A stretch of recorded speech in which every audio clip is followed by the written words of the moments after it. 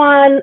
Today we have a special guest. So his name is Mohammad Akif. So he's a CPA in Canada and specializing in helping Canadian sellers to do business in the US. So today it's a really special day because I know that there's a lot of Amazon sellers, especially who are looking for this type of information. And I managed to persuade Mohammad to be with me today to have an interview. And I think it's very important for us Amazon sellers to have his opinion, or not opinion, but his advice as an expert to know exactly what we should do as an Amazon seller who wants to sell in the US, right? So good morning, Mohammad. Thank you so much for being here. Okay, so if you can introduce yourself a bit so they would know you more. Sure. My name is Mohammad Akif. I am a chartered accountant in Ontario, also a CPA in the United States, in Texas. I work from Toronto office. I do cross-border taxation, work with different multiple industries who are trying to establish in US and in Canada, e-commerce, manufacturing, service, you name it. A lot of individuals and also corporations. So people who are going back and forth, could be, personals, could be corporation trying to set up on both sides, especially now there's e-commerce on Amazon, Shopify, and their other platforms, you name it. So we help them get established.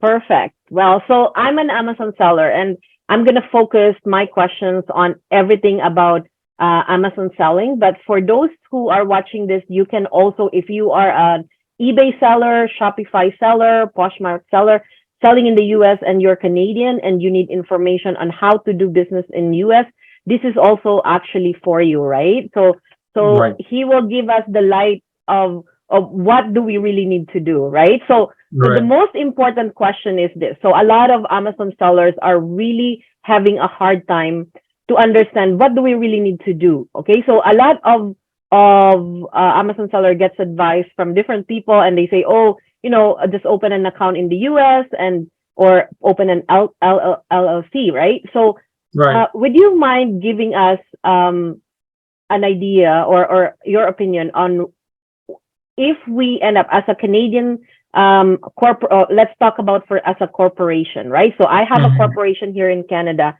and now I'm ready to sell in Amazon.com. So as you know, like, one of the main issues that they say that they want to open an account in the US is because whenever they try to apply for a wholesale account, they would ask them for a reseller certificate, EIN, those kind of information. So now they want to open an LLC because that makes it easier, right? So do you advise for us Amazon seller to open an LLC in the US? So I will tell you this, you don't need a LLC in the US to sell in the US as a Canadian corporation or as an individual. LLCs are a bad idea for Canadians. That could be, anybody. And then I'll tell you why LLCs are bad. And then, so there are two things to this. I want to tell you how the CRA looks at the LLC versus how the IRS looks at the LLC. So let's go with how the IRS looks at the LLC. So in the United States, LLCs are technically called disregarded. And then what do I mean by disregarded LLC? So disregarded is simple terms is that the company, the LLC, does not pay any tax. All the taxes are paid by the owner, which could be a person, could be a company, could be, a partnership, whatever you want to call it. So it's a flow-through entity. And then so let's say if a US person owns the LLC, I'm talking about a US person, they file a sole proprietorship tax return. That's what they do. So that means, everything is just like a sole proprietorship. They pay some employment tax on it. But they have an entity, but it's a flow-through entity for tax purposes. Now let's get to the CRA side. On the CRA side, this is not the same. CRA looks at the LLC as a corporation. And then so now you have IRC looking at it as disregarded, meaning that the owner pays the tax, versus the CRA looking at it as a corporation. And then so where does this creates problems? So let's say you as a person opens up an LLC. Now you own this LLC in the US directly, right? So what will you do is that you're selling in the United States, you have this LLC, you will file a 1040 NR return. That means you file a personal return on the US side. Whatever you earn, you will pay tax on that, whatever the profit and loss is, let's say if there's a profit, you have to pay tax on that. Versus CRA. CRA looks at it as a corporation, as I said before. So for CRA, there is no personal tax return. They're looking at it as a corporation. So for instance, now you have, for example, let's say in 2022, you have made $10,000. You pay tax on that 10,000 in the US. And then the remaining amount, let's say you take out 8,000 from that account, right? The CRA will look at the 10,000, disregard it because technically it's not a sole proprietorship. And then they will take 8,000 that you have taken out as a dividend. And then so that creates double taxation. And so because on the US side, it's a personal tax return. On the Canadian side, that 8,000 becomes dividend. So now there is no dividend on the US side versus there's a dividend on the Canadian side. So the taxes that you have paid on that same 8,000, you cannot use them to offset any tax, Canadian tax, because on the Canadian side it's a dividend, and then it's not a business income. So that's where the mismatch comes on. So you have to, for a LLC for a Canadian is a no-no, unless you classify the LLC on the state side as a corporation, and which is a separate form that you need to file. So this is separate. So initially, when you register, anybody registers is considered a disregard entity because you own 100% or the corporation own 100%. You have to. There's another form that needs to be filed on the IRS for to make it a corporation. That means the CRA classification and the IRS classification are the same. And this is the only way you can use the benefits of tax treaty. You can use the taxes that you pay on the US side to offset Canadian taxes. But again, you're asking for complications. You're asking for creating a complex structure initially when you're starting brand new.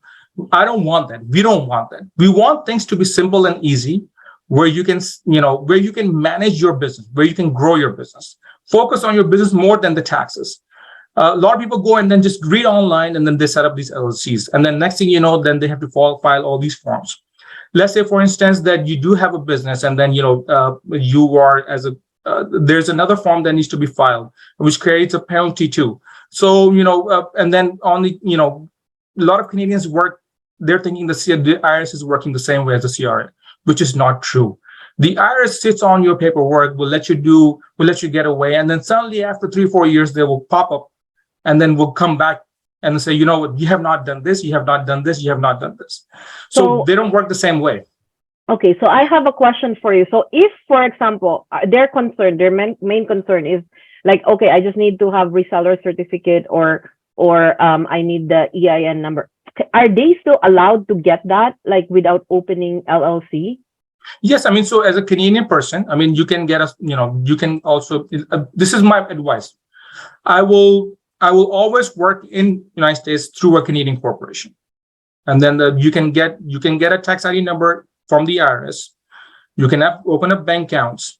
You can, if you want to, get a reseller certificate, depending on the state, if they allow you, you can get those certificates because you get a tax ID number. You get a EIN. That's what it's called on the US side. Yes. And then the Canadian corporation is much easier to get an EIN versus personal, because personal is, it's a different process that you have to go through. So I wouldn't recommend somebody selling as a sole proprietorship in the US. It's just because we have multiple other forms and they need to be filed. I would keep things simple. Start with a Canadian corporation, register it as the Canadian corporation as a foreign corporation in the United States.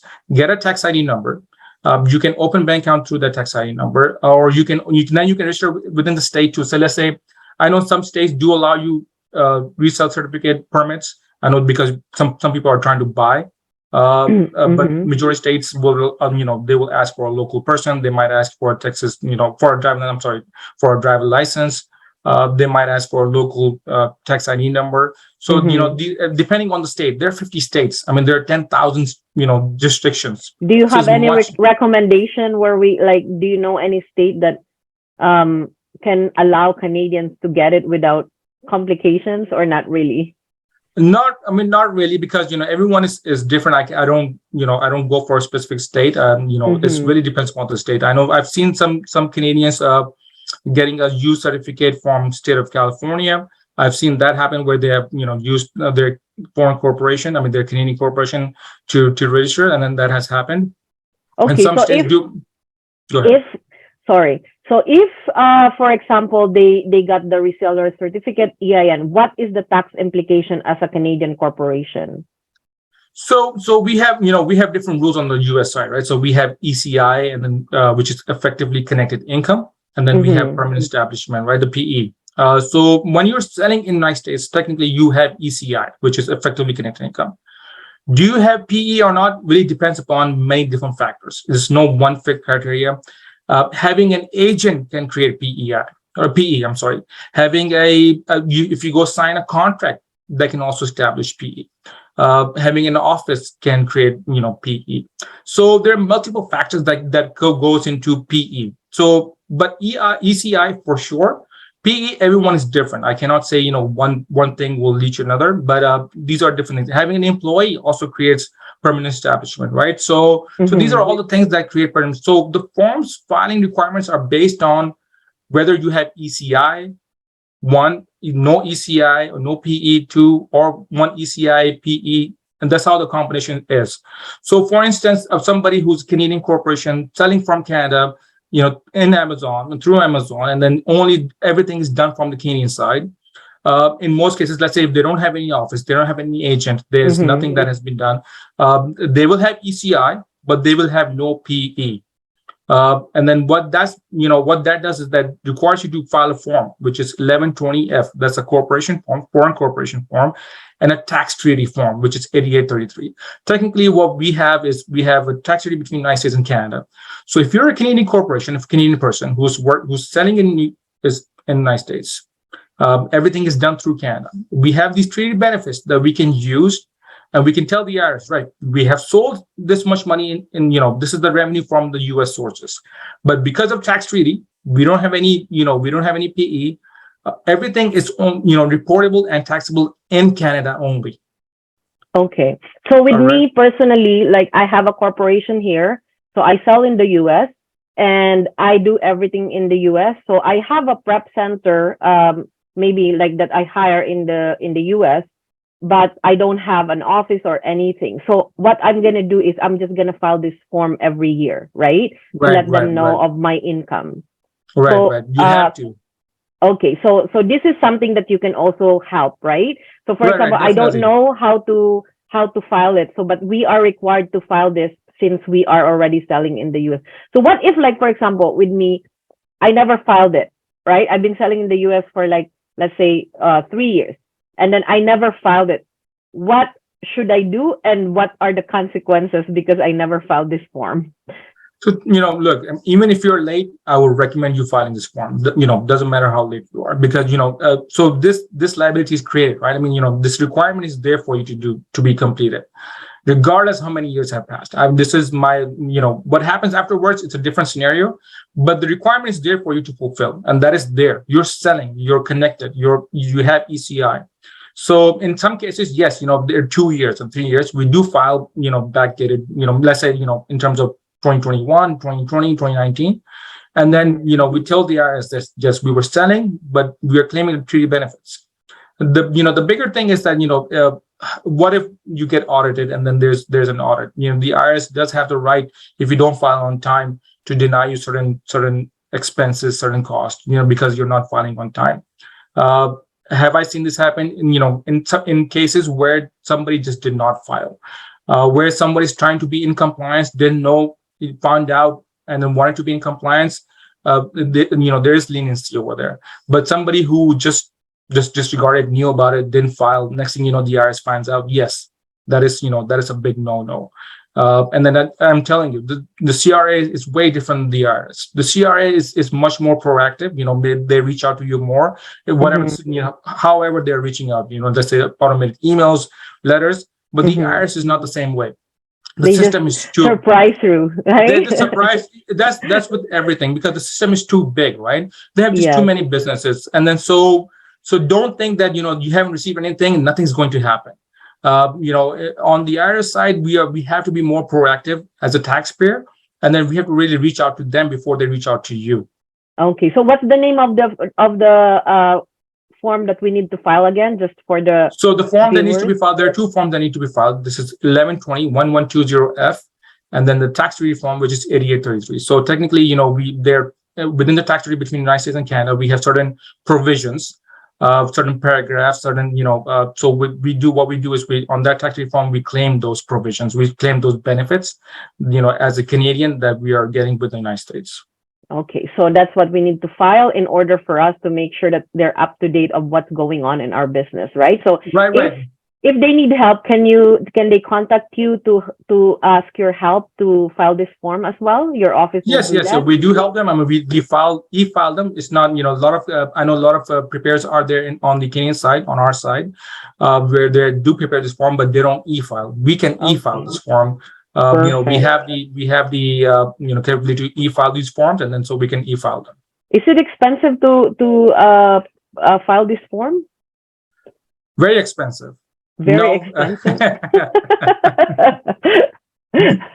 No, I mean, so these are just we have a fixed rate, on these forms. Of course, they change every year, but they're not. Not that expensive, right? Because people might start to get scared, that, oh my goodness, like we need to file, and I didn't file for 4 years. How much do I need to pay, right? Right. I mean, again, it is a form that needs to be filed. There are things that need to be said on there. There are a lot of things that we go through, and then so it really depends upon what exactly is happening. Everyone is different. I had a client who was actually had an office as a Canadian corporation, had multiple other things going on, was thinking that, she will be able to file 1120F, but, just to get the treaty, but, we had other issues.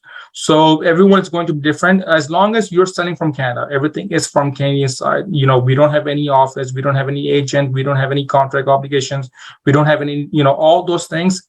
Things are simpler. I want things to be simple. So before you try to go into the US saying, what, I want a company, or I want a LLC, I want a corporation, think, right? Because once you do, the reporting requirements for a foreign person or foreign corporation, let's say owning a US company, LLC, or US corporation, is a lot more.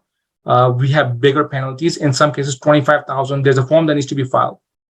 If a U.S. corporation or LLC is owned by a foreign person, there's a form that needs to be filed, 5472. Which you have. There are a lot of penalties that carries with that form displayed. So make sure you take step by step. Keep it simple. Keep it Canadian as much as you can. If you're making a lot of money, the revenue's there, you want to, there are a lot of reasons people do want to move to the United States in terms of, let's say, the business. They want to get E2 visas, they want to get L1 visas, those things come in, in play. They want to get green card, they want to establish there. Then those are a step forward. Right? So those are things that when we have done enough and we know that, we can make this happen. Yeah. So I read about that actually, like that, for example, you want to immigrate in US as well. So this is the one that you can do, steps you can do later on if you're making money, to be able to show that you're established, and then that could be used in order for you to become a permanent resident in the US, I think, right? So we have worked with clients who work, who are in Canada, have businesses, go establish. I mean, there are certain rules. I mean, of course, I'm not an immigration lawyer. So, but, in terms of tax, yes, this can happen. And then these are steps. Again, this is a much ahead step versus now. So I know Amazon will tell you that you got to have LLC, which is not true. Amazon will tell you, because they're dealing with local people. LLCs are only for local US residents. I mean, unless you have it as a corporation, which a lot of people don't know about, there's a form that needs to be filed. LLCs are a no. If you really want to establish a corporation, is the best way. There are only two entities actually that work on the Canadian side, and the same as the US side, which is corporation and a LP. That's it. Okay, so I have another question for you. So for some people, so I have corporation, but some sellers, they have only sole proprietorship here in Canada, right? But they also want to start selling in the US. So what would you advise for them with regards to, for example, can we open an LLC? What are the complications of doing it as a sole proprietor? Is it the same as corporation? I mean, so, if somebody's doing a sole proprietorship and wants to sell in US, we would recommend and we will suggest having a Canadian corporation. It is much easier to handle cross-borderly. It's easier to work with because once you do a sole proprietorship, then you got to have, then of course the final requirements come in. You don't have tax ID personally in the United States. You don't have a SIN, right? They have social security number. You don't have that social security number or ITN number. You don't have that. So there's another process to get that number. So what you're getting into is multiple processes to get just tax ID numbers to get yourself established. So what if you're doing through a Canadian corporation, that corporation is already here, it's easier to get tax ID number. That's the only thing that you're doing. But let's say if you were trying to do sole proprietorship, you personally need to get a tax ID number too, in order to file a tax return, right? And then for that, you have to wait. There's a process. There's a form that needs to be filled out. You need to get certified copy of your passport. There's an agent that needs to look at your passport, sign those documents, mail those documents. So there's a longer process involved. So basically, you're saying is that it's more complicated to start selling in the US when you're on full proprietorship. So if you want to sell in the US, it's better for you to have a corporation to make it easier for you to file taxes later on. To file the forms in the states later on, right? Right. Because and then secondly, you're not exposing yourself as a person, right? You're not, the obligation to file is in. Then you what you're creating is you're creating multiple obligations. Your personal return will get complicated because you have to file in the United States, then you have to file in Canada too, personally, right? So keep things simple. If you're trying to do this, I would again recommend through a Canadian corporation because everything is there. That's the only company that needs to deal with the US and Canadian side. Personally, you are free. You only do your personal return just the way you've been doing.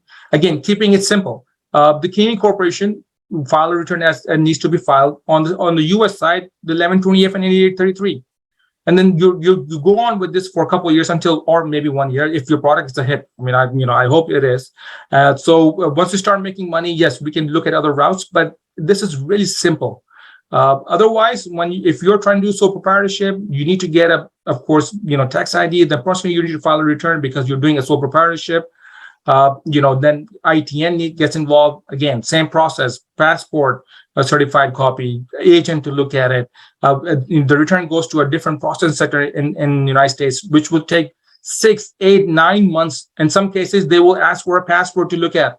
And then wow, so complicated, eh? I don't want you to go that route. I want you to focus on your business. We don't want this. We don't want complications towards tax. And then that's the reason I want Canadian corporation. It's just much easier to get established, much easier to work with. And then you can focus on your business more than the tax. That's the idea here. So with me, for example, I have a corporation. I never opened reseller certificate. I don't have EIN.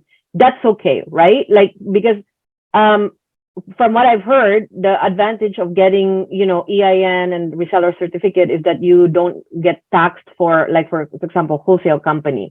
Is that the only advantage you get? Like, is it also okay not to get it? Like, as a No, look, if you're selling in the United States, I will recommend getting an EIN. That's something that is there because you are doing business in the United States. You are selling in the United States. Okay. The IRS requires you to register with them. And then, the filing needs to be done.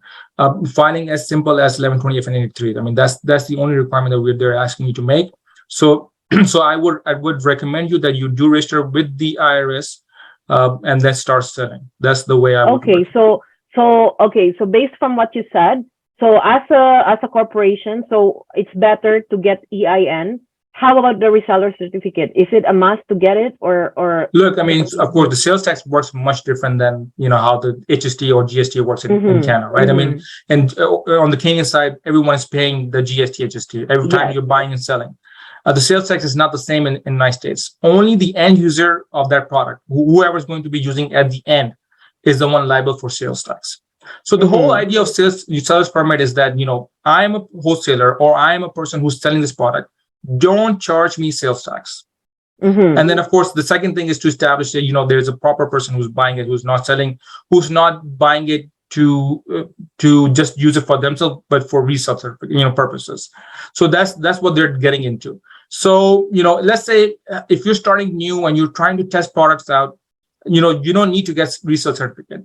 Pay the sales tax, test your product out, right? And sell on Amazon, sell on Shopify, sell on eBay, wherever you want to sell them. Test your product out. Initially, yes, the cost will be a little bit higher, but you don't know if your product is going to work. You don't know if this is going to sell or not, right? So my thing is that, look, the resale certificate can come in, yes. But initially, when you're trying to set up everything new, You don't have to go Don't tell need them to to. charge you sales tax, right? I'm not giving you any certificate, charge me sales tax. That becomes part of your cost, the product cost. And then, so initially try that, and then you can go into you know what? Okay, we need to get a reseller. We're buying a lot. We need to stop paying sales tax. So let's get a reseller certificate, depending on what state. So only one state. You don't need to get reseller certificate from all 50 states. It's only one state that needs to give you that certificate. And then wherever you get the certificate, then you can use it to buy wherever you want to buy from. Okay, so how about we're talking about sales tax. So as you know, it's so complicated in the US on how they deal with it.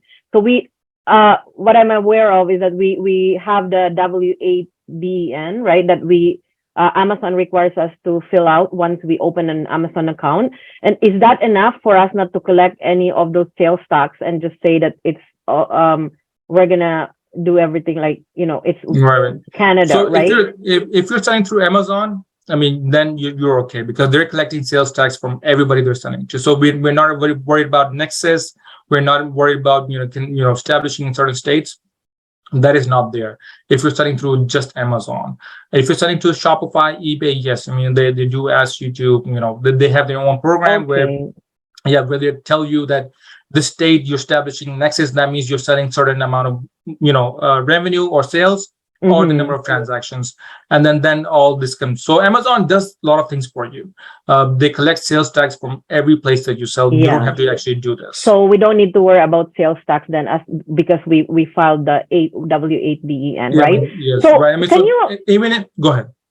Oh, sorry. You go ahead first. So even in that form, the W8BEN form, this W8BEN and this W8BENE. Even in those forms, you're claiming tax-free benefits. Technically, you're telling that you are a Canadian business, you are Canadian, and everything will be filed and paid in Canada. And so that's the reason so they don't withhold any money from you, any tax from you, where you have to claim that tax from United States. So that's great. So you mentioned nexus. So I'm actually I never really studied this before, and I heard about it. And I think I was asked about that one. Can you explain a little bit about nexus? What is it, and what's the advantage or disadvantage of getting it? Or so nexus is technically, you're right. I'm sorry. So nexus is technically economical connection within the state. So after the Wayfair Supreme Court case, I mean, so the South Dakota case, what each state is doing now is that they're establishing a certain threshold. That could be in terms of sales or could be in terms of transaction. And then what they're saying is, as long as you don't cross this threshold, you don't have to collect any sales tax from if you're selling in this state. But as soon as you cross this threshold, and that means once you cross this threshold, that you have established a nexus. You're selling enough in that state to establish an economic activity with that state. And then so what they're saying is, as soon as you cross this threshold, which could be amount or number of transactions, you're establishing yourself in this state as through economic activity. That means you become liable to register yourself in that state and to collect sales tax from the resident of those states when you're selling in those states. Okay, so that means that different states also have different thresholds, correct? They do. Okay, so you need to figure out what it is. Okay, so perfect. I think I already asked you all the basic questions that most Amazon seller wants to ask, but let me just go through my questions, because I ask my students and the member of my community to post their questions so that we can ask you almost everything, right? So, okay, so they say here, how do I apply for reseller certificate? So if they want to apply for a reseller certificate, what are the process? So every state has its own process, because the sales tax is done by every state on its own, and then so depending on what state you're applying to. Let's say we have an office in state of Texas. So state of Texas, when you're applying for sales tax permit, resale technically permit, they want a driver license. They want a person with a social security number. That's the state requirement. In some cases, let's say as I told you, I've looked at some certificate who are issued to a Canadian corporation from state of California, where they did not ask for any of these stuff, and then they issue, these certificates. So depending on state that you're working in and you want to establish yourself in, or you want to get the permit in, it's every state on its own setting the requirements to get the certificate. So in some cases you might require a local person. So let's say if you require a local person, we have an issue with that, right? Because we can establish permanent, establishment, and then that's a federal tax rule where we might end up paying taxes in the United States. So we have to be careful in terms of when we're applying for these permits, making sure that there's no local person involved, there's no agent involved, there's no office involved. So make sure you have those considerations. So some states do allow a foreign person. In a state, a foreign person can be from another state. It doesn't have to be a country. So within states, one state to another state is considered foreign. Interesting. All right. So it's so just with not you, Canada. With your company, if someone asks you to help them to open a reseller certificate, would you do that? Is it So part of depending your on what service? state, if they're the requirements, they're, so we cannot become their agent, right? So yes, we can help them in terms of the process. Let's say if they're trying to say, this is what they're asking for, this is what, and then we can help them with the understanding of, okay, this is what it requires, this is what they're asking for. And then, so if you do this, this can cost this, right? So let's say, if you're trying to establish, sometimes some states will require you to have an office or address in a state. Does that establish an office? Does that, or just a mailing address? So these are all the things that we have to be careful about. And sometimes people do reach out to us, say, I need to get certificate, I need to get this, and then we tell them what state you're working with. Is it? And then they said, this is the state I want to get registered in, and we tell them, is it possible or not? I mean, so we do help them in that case. But there are 50 states out there. I mean, not every state, we cannot be in every state. We cannot touch every state. So every state is going to be different. I know there are 5 states about that don't have any sales tax, but other 45 does. And then, so, we have to be careful. I've seen some Canadians from our West Coast side, sometimes from Alberta, from BC, that, they are able to register in Utah. But the only problem is that, yes, I mean, so I've seen Utah where they were able to get it, but there's a process they went through. Not everybody is able to do it. It takes time, and it takes money, and it takes resources. So yeah, okay. So sorry. So now we talk about LLC. We talk about sole proprietorship, like as a corporation and stuff like that. So my question is, so for example, the Canadian company is already established. They have corporation here. So, as you explained, LLC is not an option. So what if we want to just open a corporation? So is that also a good idea to just open a real corporation in the US instead of LLC? Yeah, I mean, that can work too. If you think, this is a much longer term solution, if you think that that's what the next step, if you're thinking, and then this is what in your head connects, again, everyone is different, right?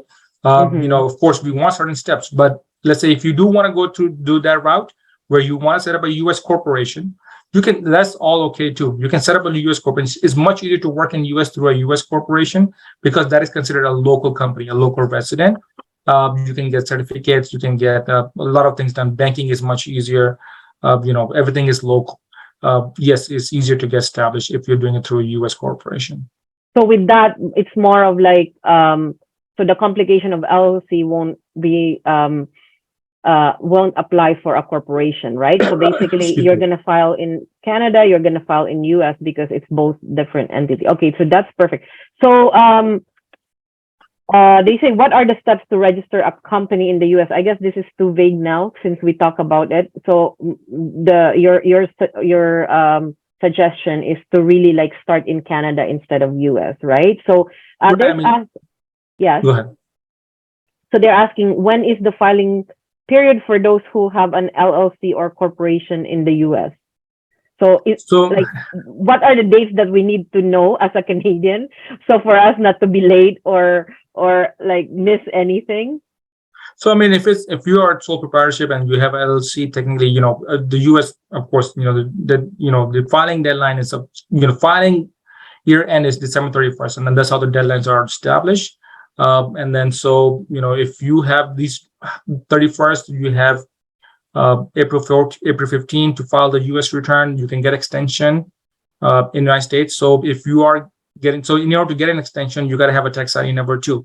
Again, this is a personal sole proprietorship that owns the LLC, right? So that means they have to file a personal tax return in the United States because it is a pass-through entity, a disregarded entity.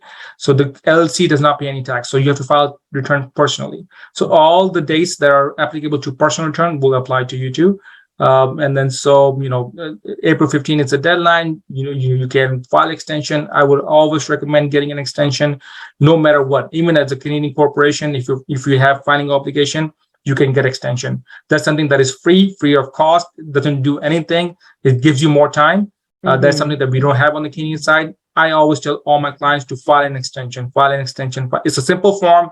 You box two check marks and then you just mail it in. That's all you gotta do.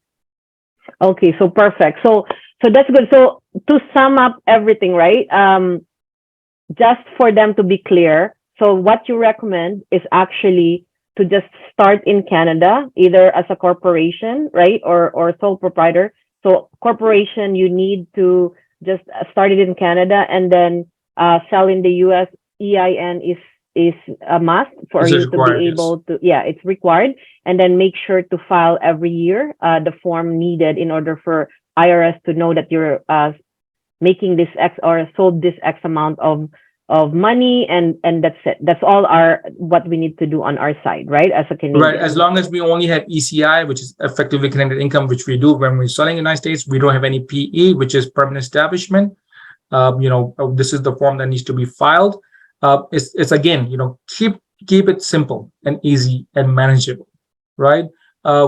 You're trying to learn the Canadian system too, Canadian tax system, at the same time the US. These are two different worlds, and then you will get lost. I want to help you. I want to help everyone. At the same time, I want, in cross-border world, there are not that many cross-border accountants out there. I'm being honest with you. So, or people who are out there don't have that much of capacity to take on new clients. You are stuck. You're stuck with, you need expertise, a lot of time, and then in many different ways, and then you'll be stuck. I don't want this. I want the business to get established. Once you have that business established, everything is achievable. It gets easier. But if you get yourself in a position where you're constantly needing a cross-border accountant initially, then this is a tax problem where you'll be frustrated, and then you'll be not happy to be in that position. And so I don't want that frustration. I don't want any of this stress. What I want is simple. You're getting yourself established, and then we can, of course, always go to US, have a corporation, set up in US, get the visas. That can be all done, and everything is possible. Okay, so my last question before we wrap up is, what if, so for those who's listening, right? So now they realize that it's not a good idea to open an LLC, right? And they already opened it. And I know a lot of Amazon seller who already opened this. So I think what we discussed today even scare me. It's like, I feel like overwhelmed with the information that, oh no, like there's so many complications that can happen, right? And it's something serious. So for those who already opened the LLC and now they're thinking, okay, I guess it's not a good idea. What's your advice for them? Should they close it? What's your advice? So there are a couple options we have, right? And so first thing, of course, let's say if they haven't filed the returns because they are due already, nothing can be done. There are a couple options. Either one, we convert that LLC from a disregarded, meaning a pass-through entity, to a corporation. So that company is still there. Everything is still the same. For tax purposes, you change. For state purposes, because the LLCs are on the state level, not on the federal level. Federal is all tax classification. So that's a difference between Canada and the United States, where in Canada, if you're a corporation, on the provincial side, then you're a corporation. But on the LLCs are much different. LLCs can be anything. So these are only on the state level. For IRS purposes, the tax purposes, you can become a corporation. There's a form that needs to be filed. And then the LLC from a sole proprietorship ownership, a disregarded entity, can become a corporation. That's one option. Second option, of course, is to file and close down everything and start brand new, and then you start fresh, and then get away from the LLC. That's another option. What is what is the best option for you really depends upon what is going on. If you haven't filed for 2 years and 3 years or 4 years, I mean, you're looking at quite a bit. And so, um, uh, if you think that this can be changed if it's recent, if it's like last year or this year, then changes can happen. 2, 3 years, 4 years, then there's a lot of filing. Normally, depending on how the business is going, we make certain decisions. But let's say if you are bringing in, and there was a client that I was talking to last year, a person who had $1 million plus in sales through a LLC, right, making multi-million in sales, selling certain toys. I think that's what they were selling. So, but they haven't filed for 2 years and 3 years. And so that's a lot of revenue. That's even though the cost might be higher, but there will be income, there will be taxes, and then we have tax treaties. We have to see if they were, if they're Canadian. Then again, of course, the Canada will also be looking at this stuff. So we have to see if they have filed in Canada, if they have filed in the United States. So these are all the things. And then so that's the reason I've been trying to tell you this. I don't want you to be personally involved in taxes, meaning that, personal tax should not be there. Let the corporations do the job. And then you keep your personal tax simple and easy too, right? So you don't have to worry about getting tax ID numbers, dealing with the IRS personally, dealing with, with certain things personally.